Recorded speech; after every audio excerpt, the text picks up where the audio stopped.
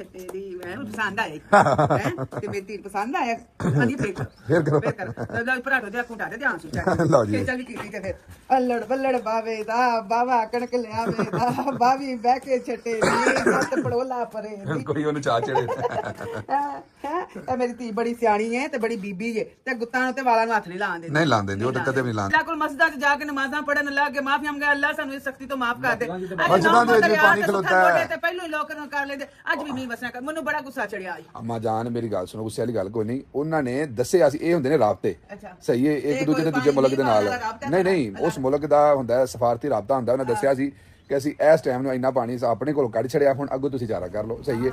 ਹੁਣ ਇਹ ਵੇ ਕਿ ਅੱਗੇ ਜਦੋਂ ਪਾਣੀ ਅੱਗੋਂ ਬਾਰਿਸ਼ ਵੀ ਆਈ ਜਾ ਰਹੀ ਹੈ ਸਾਡਾ ਉਹ ਪਾਣੀ ਫਿਰ ਪਿੱਛੋਂ ਆ ਗਿਆ ਪਾਣੀ। ਹੁਣ ਇਸ ਵਾਸਤੇ ਪੁੱਤਰ ਮੇਰੀ ਗੱਲ ਸੁਣੋ ਅੱਲਾਹ ਪਾਕ ਸਾਡੇ ਤੇ ਨਾਰਾਜ਼ ਹੋਏ ਨੇ ਅੱਲਾਹ ਕੋਲੋਂ ਮਾਫੀ ਮੰਗਣ ਅੱਲਾਹ ਪਾਕ ਕਰਮ ਕਰ ਦੇਵੇ ਇਹ ਸਖਤੀ ਮਾਫ ਕਰ ਛੜੇ ਇਹ ਬੰਦੇ ਕੋਲੋਂ ਨਹੀਂ ਮਾਫੀ ਹੁਣ ਮੰਗੋ ਹੁਣ ਅੱਲਾਹ ਕੋਲੋਂ ਮੰਗੋ नहीं ਸਾਡੇ ਕੋਲ ਗਲਤੀਆਂ ਕਿਤਾਂ होने वाली तो गल नहीं अम्मा जी।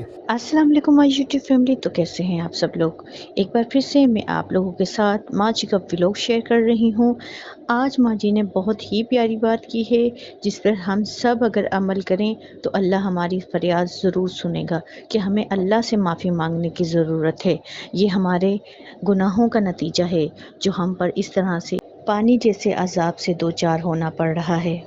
ਹੋ ਗਿਆ नहीं मेरे ख्याल ਦੇ ਨਾਲ ਨਾ ਸਲਾਬ ਉਦੋਂ ਵੀ ਬੜਾ ਵੱਡਾ ਸੀ ਲੇਕਿਨ ਉਦੋਂ ਇੰਨੀਆਂ ਵੀਡੀਓ ਨਹੀਂ ਸੁਣਵਾਉਂਦੀਆਂ। ਕੀ ਖਿਆਲ ਚਲੋ ਹੋਏਗੀ ਇਹ ਵੀ ਤੇਰੀ ਗੱਲ ਮੰਨਣ ਅੰਦਰ ਆਉਂਦੀ ਹੈ ਵੀਡੀਓ ਨਾ ਹੋਏਗੀ ਲੇਕਿਨ ਜਿਹੜਾ ਐਤਕਾਂ ਸਖਤੀ ਆਈ ਹੈ ਨਾ ਇਹ ਸਾਡੀ ਵੀ ਮੇਰੀ ਗੱਲ ਸੁਣ 60 ਸਾਲ ਉਮਰ ਹੋ ਗਈ ਹੈ ਸਾਂ ਵੀ ਇਹ ਨਹੀਂ ਦੇਖਿਆ। ਹਾਂ ਚਲੋ ਆਉਂਦਾ ਹੈ ਅਸੀਂ ਮਾੜਾ ਚੰਗਾ ਜਦੋਂ ਮੈਂ ਅੱਜ ਕਰਨ ਗਈ ਸੀ ਨਾ ਉਦੋਂ ਉੱਥੇ ਤਾਂ ਬੜਾ ਸਲਾਬ ਆਇਆ ਤੇ ਮੈਂ ਫੋਨ ਕਰ ਉੱਥੇ ਰੋ ਮਾਰ ਕੇ ਇੱਥੇ ਆ ਕੇ ਪੁੱਛਿਆ ਉੱਥੇ ਹੀ ਪੁੱਛਿਆ ਤੇ ਆਂਦੇ ਨੇ ਨਹੀਂ ਕੋਈ ਨਹੀਂ ਐਵੇਂ ਕੋਈ ਛੋਟਾ ਛੋਟਾ ਆਇਆ ਨੰਗ ਲੁੰਗ ਗਿਆ ਅੱਲਾ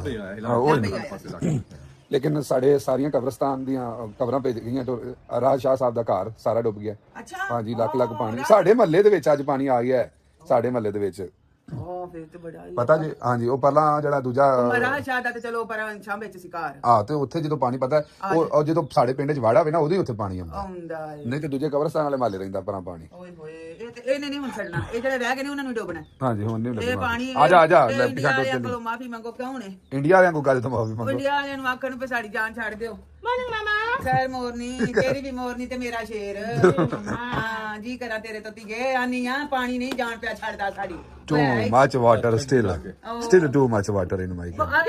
ਅਜੇ ਨਹੀਂ ਜਾਨ ਛੁੱਟਦੀ ਪਈ Still not finished. ਅਜੇ ਨਹੀਂ ਅਜੇ ਬਹੁਤ too much ਉੱਤੋਂ ਪਿਆ ਨੰਗ ਹੇਠੋਂ ਵੀ ਤੇ ਉੱਤੋਂ ਵੀ Ish.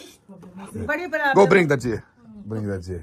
ਚਲੋ ਜੀ ਕੋਈ ਨਹੀਂ ਫਿਰ ਮੈਂ ਵੀ ਨਾਸ਼ਤਾ ਕਰਾਂ ਤੇ ਅੱਲਾ ਖੈਰ ਕਰੇ ਪੁੱਤਰ ਅੱਲਾ ਖੈਰ ਕਰੇ ਬਾਤ ਹੀ ਹੁਣ ਤੇ ਟੈਨਸ਼ਨ ਦੇ ਵਿੱਚ ਫਸ ਗਏ ਆ ਅੱਲਾ ਤੂੰ